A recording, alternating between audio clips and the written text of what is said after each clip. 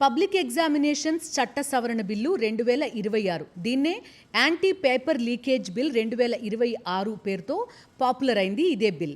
So అసలు ఈ బిల్లులో ఏముంది? జెన్జీ ఉద్యమం జరిగినప్పుడు నీట్ పేపర్ లీకేజ్కి వ్యతిరేకంగా పోరాడిన సందర్భంలో ప్రధానమంత్రి నరేంద్ర మోదీ దేశ యువతకి ఒక కంప్లీట్ ఫ్రేమ్వర్క్ తీసుకొస్తాం, 2024 చట్టానికి పూర్తిగా సవరణలు తీసుకొచ్చి ఒక కఠినమైన చట్టాన్ని రూపొందిస్తాం అని ప్రామిస్ చేశారు. ఆ ప్రామిస్కి అనుగుణంగానే రూపొందించిన bill anti paper leakage bill 2026. అసలు ఈ బిల్లులో ఏముంది ఒక్కసారి చూద్దాం. మొదట దర్యాప్తు, విచారణ, శిక్ష ఈ 3 అంశాల్లో కూడా పూర్తిగా కఠినతరం చేస్తూ ఈ కొత్త బిల్లుని రూపొందించారు. అయితే దర్యాప్తు, విచారణ, కోర్టులో విచారణ, అదేవిధంగా శిక్ష ఈ మూడిటికి సంబంధించి కూడా పూర్తిగా ఒక టైం ఫ్రేమ్ని డిసైడ్ చేశారనమాట. యాక్చువల్లీ ఇలాంటి కేసుల్లో కానీ సహజంగా చాలా కేసుల్లో కానీ సుదీర్ఘకాలం పాటు దర్యాప్తు జరగడం అనేది, విచారణ జరగడం అనేది మనం చూస్తూ ఉంటాం. దానికి అడ్డుకట్ట వేయడం కోసం అని చెప్పి కొత్త బిల్లుని తీసుకొస్తున్నారు. అందులో భాగంగా దర్యాప్తు, పోలీసుల దర్యాప్తు ఎంత టైంలో పూర్తి కావాలి? లోకల్ పోలీసులైనా లేదంటే స్పెషల్ ఇన్వెస్టిగేటివ్ టీం అయినా కేంద్ర దర్యాప్తు సంస్థలైనా కూడా 2 నెలల లోపు దర్యాప్తు ప్రక్రియని ఈ లీకేజ్ కేసుల్లో పూర్తి చేసేయాలి. అంటే 60 రోజుల టైం ఫ్రేమ్ విధించిందనమాట దర్యాప్తుకి సంబంధించి. అదేవిధంగా విచారణ, కోర్టుల్లో విచారణకి 90 రోజుల గడువు విధించింది ఈ చట్టం. 90 రోజుల్లోపు ఈ విచారణ ప్రక్రియ అంతటినీ కూడా కంప్లీట్ చేసేయాలి. అదేవిధంగా ఈ 90 రోజులు ఎలాగంటే ఫస్ట్ ఛార్జ్ షీట్ ఫైల్ అయిన దగ్గర నుంచి 90 రోజుల్ని క్యాలిక్యులేట్ చేస్తారు. సో ఈ 90 రోజుల్లో పూర్తిగా ఈ కోర్టు విచారణ అనేది కంప్లీట్ అయిపోవాలి. అదేవిధంగా కోర్టు నెక్స్ట్ డేకి మాత్రమే వాయిదా వేయగలదు, అంతేకాని ఇష్టం వచ్చినట్టుగా వారానికి 10 రోజులకి వాయిదా వేసే అవకాశం కోర్టులకి ఇకపైన ఉండదు ఈ లీకేజ్ కేసులకి సంబంధించి. లేదంటే కొన్ని ప్రత్యేక సందర్భాల్లో వాయిదా వేయాల్సిన పరిస్థితి కనుక వస్తే ఆ ప్రత్యేక సందర్భాన్ని ప్రస్తావిస్తూ మాత్రమే వాయిదా వేయాలి అనేది ఈ కొత్త చట్టంలో ఉంది. అదేవిధంగా ఏదైనా తీర్పుకి సంబంధించి కానీ లేదంటే బెయిల్కి సంబంధించి కానీ హైకోర్టుకి అప్పీల్కి వెళ్ళాలనుకున్నప్పుడు కూడా ఒక టైం ఫ్రేమ్ పెట్టారు. 30 రోజుల్లోపు మాత్రమే హైకోర్టుకి వెళ్ళే అవకాశం ఉంటుంది. ఈవెన్ ఆ విచారణను కూడా కంప్లీట్గా 90 రోజుల్లోపు కంప్లీట్ చేసేయాలి. అదేవిధంగా 2 సభ్యుల బెంచ్, హైకోర్టు బెంచ్ మాత్రమే ఈ అప్పీల్స్ అన్నింటినీ కూడా వినాలి అనేది ఈ యాంటీ పేపర్ లీకేజ్ బిల్ 2026లో ఉన్న కొత్త అంశం అనమాట. అదేవిధంగా రాష్ట్రాలు, కేంద్రపాలిత ప్రాంతాలకు సంబంధించి సెషన్స్ కోర్టు ఈ రోజువారీ విచారణ జరిగేలాగా నియమించాలి సభ్యుల్ని అనేది కూడా ఈ కొత్త నిబంధనగా ఉందన్నమాట. సో ఇది కంప్లీట్గా విచారణకి సంబంధించింది, కోర్టులో విచారణకి సంబంధించి. అయితే తదుపరి అంశం అనేది అతి పెద్దది అని చెప్పుకోవచ్చు. శిక్షలు, ఈ శిక్ష విధించే టైం, అదేవిధంగా పెనాల్టీ ఇది కూడా భారీగా మార్చారు. ప్రధానంగా ఇలాంటి లీకేజ్ సందర్భాల్లో కనుక దోషిగా తేలితే ఇదివరకు కనిష్ట శిక్ష అనేది 3 ఏళ్ల కింద ఉండేది, కనీస శిక్ష 3 ఏళ్ల కింద ఉండేది. ఆ శిక్షని ప్రస్తుతం 5 ఏళ్లకు పెంచారు. కేవలం దోషి అని తేలితే మినిమం శిక్ష, అంటే కాస్త ప్రమేయం ఉంది అని తేలినా కూడా 5 ఏళ్ల జైలు శిక్ష విధిస్తారనమాట. అదేవిధంగా గతంలో 10 లక్షల జరిమానా, అంటే 2024 చట్టం ప్రకారం 3 ఏళ్ల జైలు శిక్ష, అదేవిధంగా 10 లక్షల జరిమానా ఉండేది. ఇప్పుడు కనీస శిక్షని, కనీస జైలు శిక్షని 5 ఏళ్లకు పెంచారు, జరిమానాని ఏకంగా 50 లక్షలకి పెంచారు.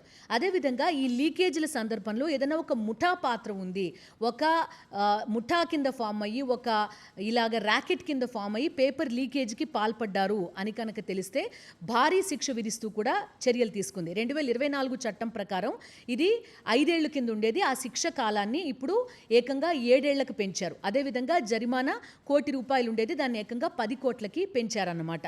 సో ఇది పెద్ద డెవలప్మెంట్గా కూడా చెప్పుకోవచ్చు. ఎందుకంటే కొంత ఆర్గనైజ్డ్ క్రైమ్ ఇందులో ఇన్వాల్వ్ అయ్యి ఉంటుంది.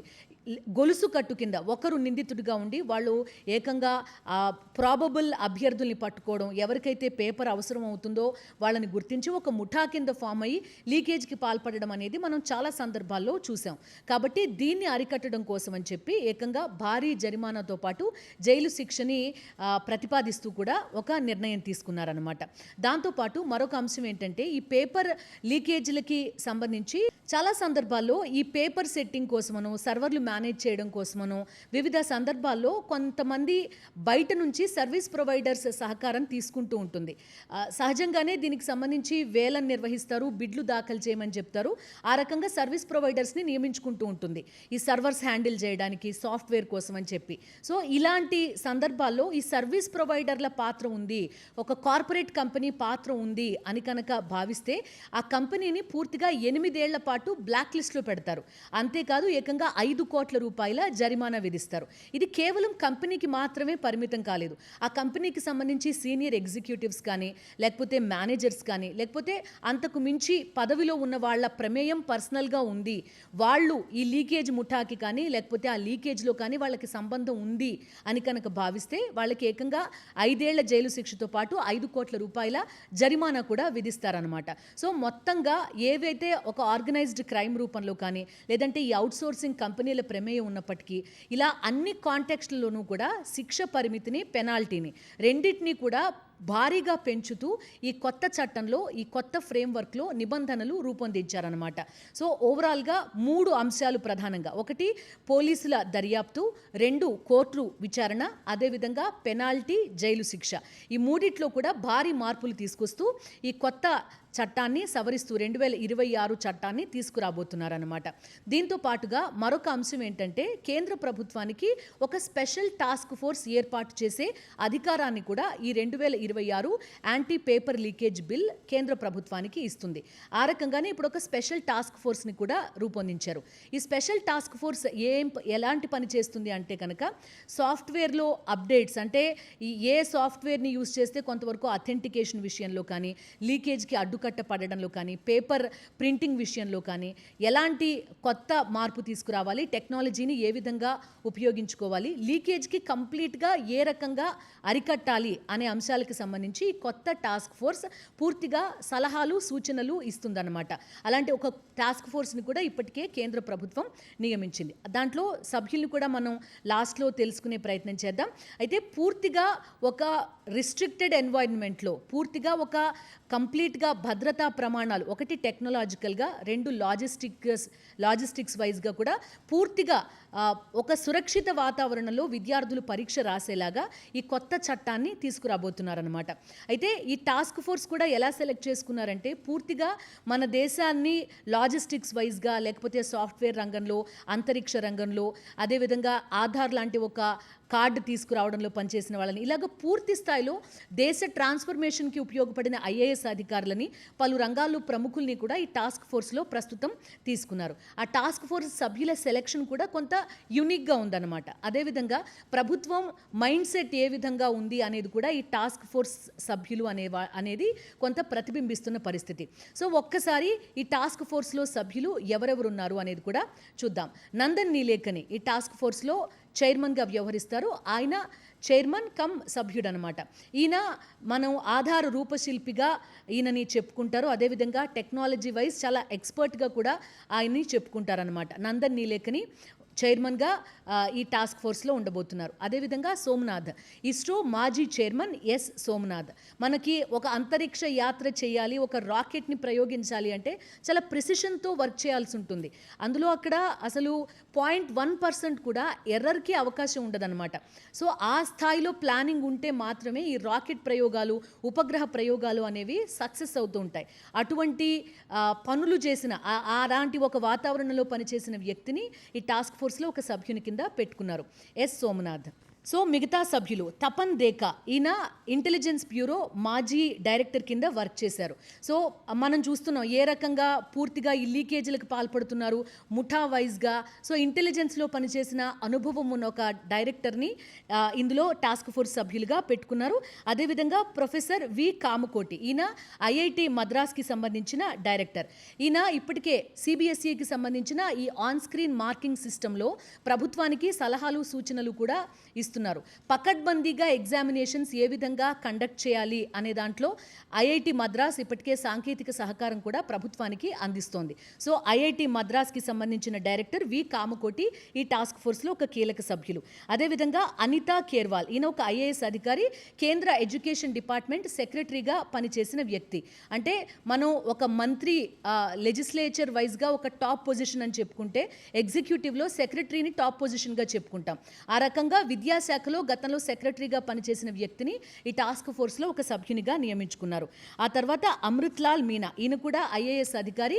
ఈయనని వివిధ మంత్రిత్వ శాఖల్లో స్పెషల్ సెక్రటరీగా పనిచేసిన అనుభవం ఈయనకుంది. అదేవిధంగా లాజిస్టిక్స్, ఇన్ఫ్రాస్ట్రక్చర్ రంగాలకి సంబంధించి ఈయన ఒక పయనీర్గా కూడా భావిస్తూ ఉంటారు. ఈ రకంగా టాప్ 6 ఏ విధంగా సెలెక్ట్ చేసుకోవచ్చు, ఒక బ్యూరోక్రాట్ పొజిషన్లో కానీ, లేకపోతే ఇస్రో నుంచి కానీ, నందన్ నీలేకని లాంటి ఒక ఇన్ఫోసిస్ కో ఫౌండర్, ఆయన ఇన్ఫోసిస్ కో ఫౌండర్ కూడా. సో అలాంటి ఒక వ్యక్తి మొత్తం 6 ఇలాంటి ఒక టాస్క్ ఫోర్స్ని ఏర్పాటు చేశారనమాట.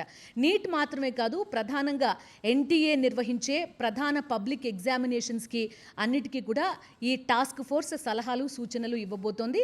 దాంతోపాటుగా ఈ anti paper leakage bill 2026 examinations అన్నిటి కూడా పకడ్బందీగా నిర్వహించేలాగా ఈ చట్టం సహకరించబోతోందన్నమాట. సో పార్లమెంట్లో దీనిపైన పూర్తి స్థాయిలో చర్చ జరగాల్సి ఉంది. దీనికి సంబంధించి చట్టానికి సంబంధించి ఇంకా ఏమైనా అదనపు సెక్షన్స్ అవసరం అవుతాయా, లేకపోతే ఇంకేమన్నా ఇంక్లూజన్స్ కావాలా అనేది ప్రతిపక్షాలు చెప్పే అవకాశం కూడా ఉంటుంది. సో ఫైనల్లీ అయితే చట్టం ఎంత కఠినంగా ఉన్నా మనం చూసాం, భారతదేశంలో చాలా కఠిన చట్టాలు ఉన్నాయి, కానీ దాన్ని అమలు చేసే బాధ్యత అనేది చాలా ఇంపార్టెంట్. అలా చాలా చట్టాలు అమలు కాకుండా మిగిలిపోతున్న పరిస్థితి.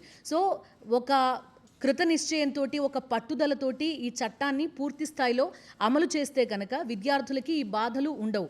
ఈ పేపర్ లీకేజీల కారణంగా నష్టపోవడాలు ఇలాంటివి వీలైనంత వరకు తగ్గించే అవకాశం ఉంటుంది. సో ఓవరాల్గా ఇది యాంటీ పేపర్ లీకేజ్ చట్ట సవరణ 2026 బిల్లులో ఉన్న అంశాలు. మరో ఇంట్రెస్టింగ్ టాపిక్తో మళ్ళీ కలుద్దాం. Stay with us.